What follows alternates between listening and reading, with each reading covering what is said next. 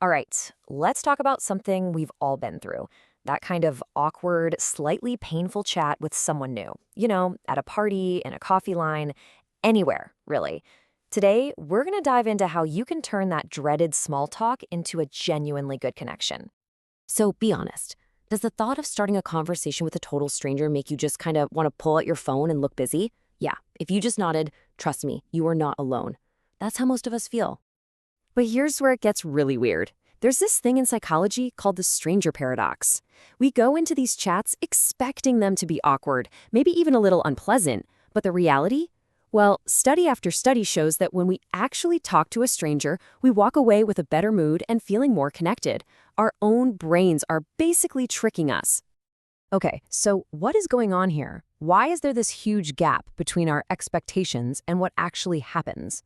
Well, the answer is all about the science of how our brains are wired.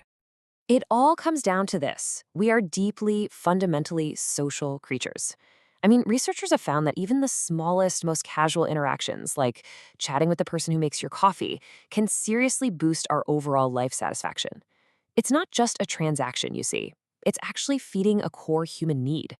And here's the absolute best part, the most important thing to remember. If you think you're bad at conversations, you're just looking at it the wrong way. Being a good conversationalist isn't some magical charisma you're born with. No way. It's a skill.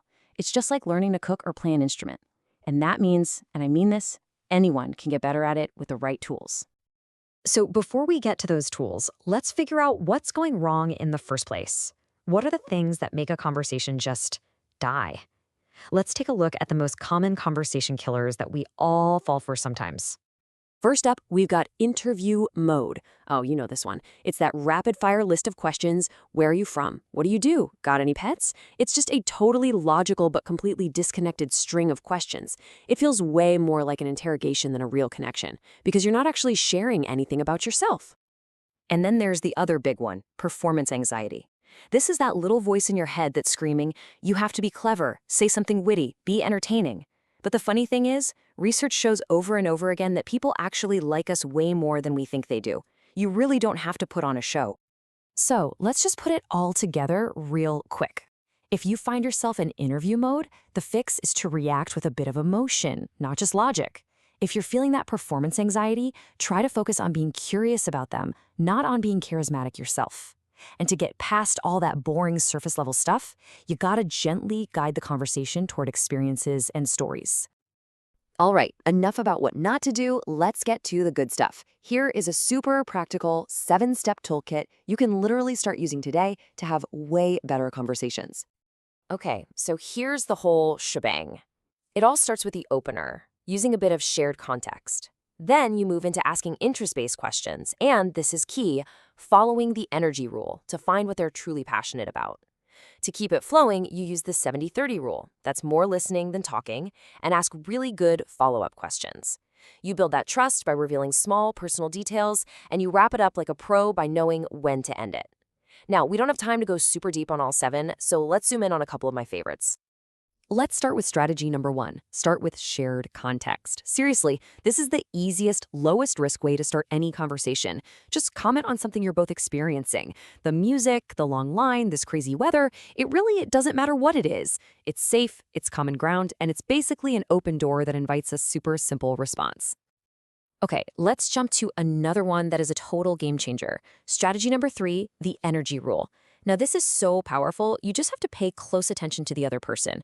When do their eyes light up? When do they lean forward or start talking a little faster?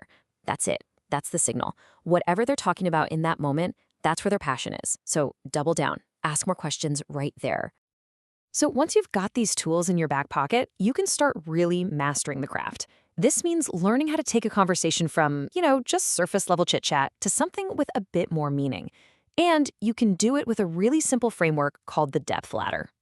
Just picture a ladder with 3 rungs. You always start in the first rung with simple facts. This is your basic, where are you from? Easy enough. Then you climb to that second rung, preferences, by asking why they like something. Oh, cool, what do you enjoy about living there? And then you can reach for that top rung, meaning, by asking a bigger, more thoughtful question like, that's so interesting, what makes a place really feel like home to you? See? Each step just builds a little more connection. We've talked about all these different tools and strategies, but they all point to one single massive shift in your mindset. And this right here, this is the real secret to becoming great at conversation.